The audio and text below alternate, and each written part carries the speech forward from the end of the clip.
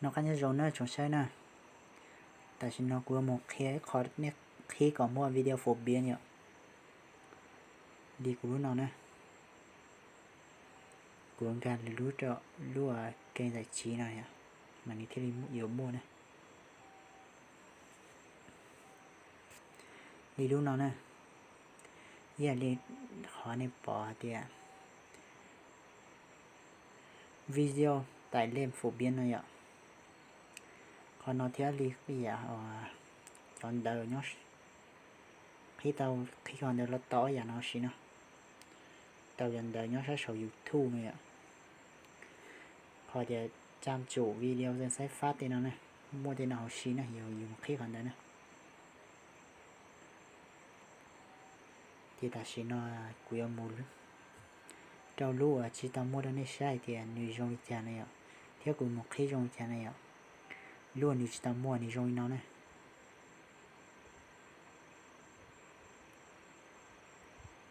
này sai nè luôn nuôi chỉ tao mua nuôi rong nó nuôi chỉ mua họ video phổ biến nhở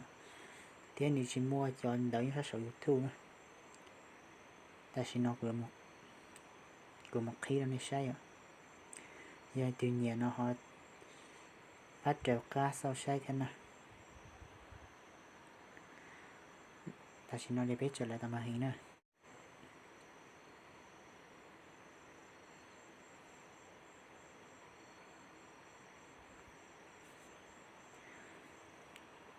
ta sẽ nói về của gà trấu này ạ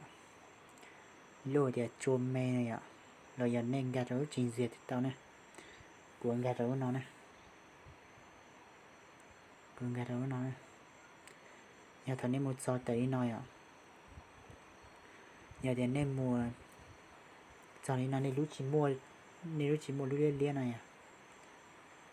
chỉ mua lúc liên luôn nè lúc YouTube nữa nè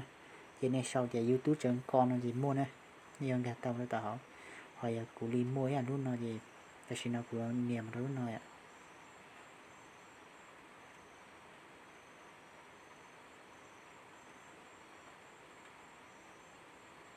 nó nè thôi nên niềm một giò đi nó nè thôi niềm một giò đi nói ạ chỉ nè chút rồi nè chút rồi thì nè gà một trâu luôn à luôn nó nè luôn nó nè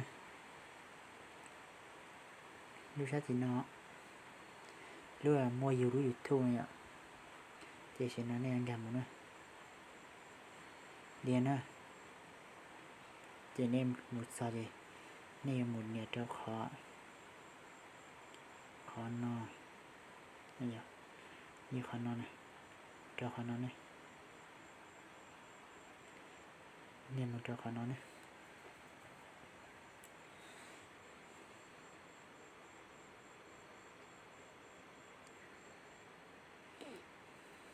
thì thở tốt xoay nói ạ thở tốt xoay nói gì đi ra sầu lùa nó này giờ khỏi sen canh nó nè chỉ nên gạt được khỏi nó nè nên gạt được khỏi sen canh nó nè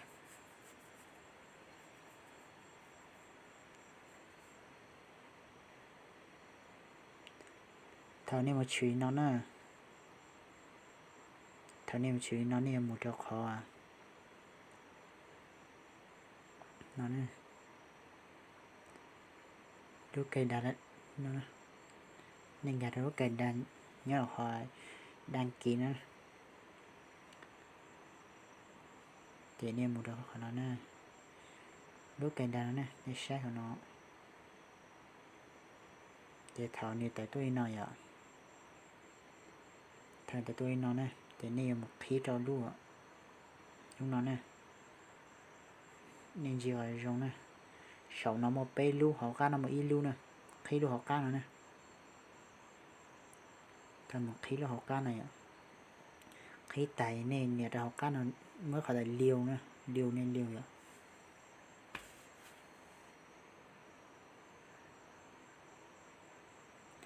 nên liều ta nè nó xây bỏ nó nè nên thống nên liều tài ạ trên này có bỏ mua đi nó nên sẽ được Nếu căn đó rồi ạ, căn nào đó này. Nếu một điều chăm chủ video trên sách phát kênh giới thiệu này ạ, nếu bỏ nó này. Chỉ ta xin nó mua này ạ. Hoặc họ nè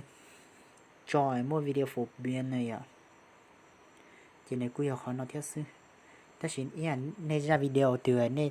nhẹ thế nè sa cho nè cho phong gì bỏ. Ý phong gì lọt chia nghe ta thơ rồi đâu có YouTube ạ. Tại sao tụi để bỏ ra nữa nè. Chỉ có một chỗ họ nó nè. Họ nó một óc họ nè. Ít kho mà hay thì dành cho người đăng ký cũ, ít kho thì dành cho người khách đăng ký mới nữa nè. Chỉ có dùng gà đâu khó thi o nè,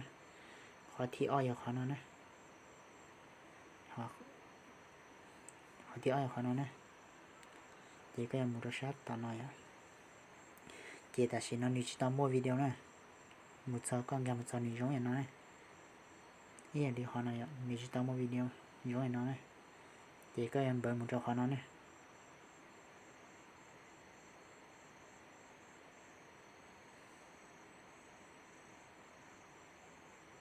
Như này đi ý đi cú ra video này ạ, bây giờ cho để bỏ nè. Thì cú niệm một trâu thiết sư, niệm một trâu ra video.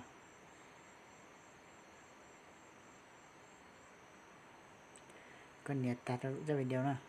cất ra là tỏ hết cho nó mới khỏi để lưu, cú để lưu của nó này ạ. Thì con niệm ra khỏi lưu đã. Thảo có lưu tay nó thì nhiều chữ nhá số nó này.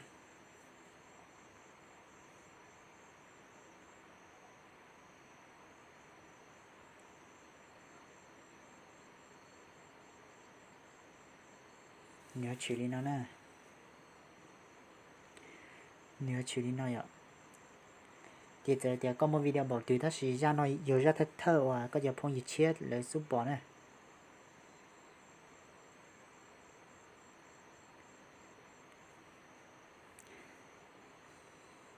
Chỉ cũng biết khi khó video phổ biến theo khó ô chân đợi sát số YouTube thì cũng cho khi đi nó xin nè. Thì tiền lên từ sai giờ bán nhiệt thế thì thọ bán đăng ký rồi cũng thế nè. Rồi giờ sẽ bao nó chuyện gì nào họ tuần nụ tỏ của Facebook sẽ bao nó chuyện của mình khen gì nè. Để nhớ trong phần đời nè.